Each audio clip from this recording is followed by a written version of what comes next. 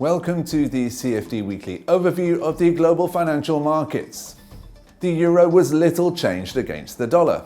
October's non-farm payroll data showed on Friday that the US labor market is still resilient, while the Federal Reserve decided last Wednesday to lower its key interest rate by 0.25% for the third time this year.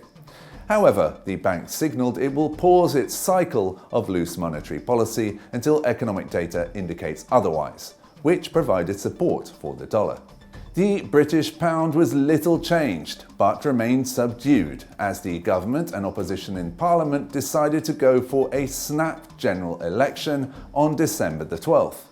The pound will now react mainly to election headlines until the election is resolved, when the focus will return to Brexit. The Japanese yen was very volatile and strengthened slightly against the dollar, but retreated on Monday as risk appetite continued to dominate the financial markets. Overall, the dollar index slightly fell last week.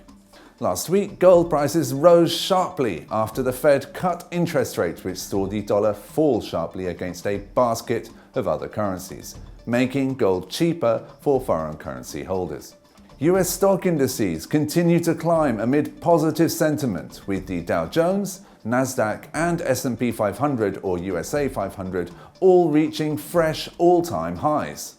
Apple and Facebook posted better than expected quarterly results, while China and US came closer to a Phase 1 trade deal. The question remains if the Trump administration will roll back previous tariff increase, as the price for Xi agreeing to travel to the US to sign the deal.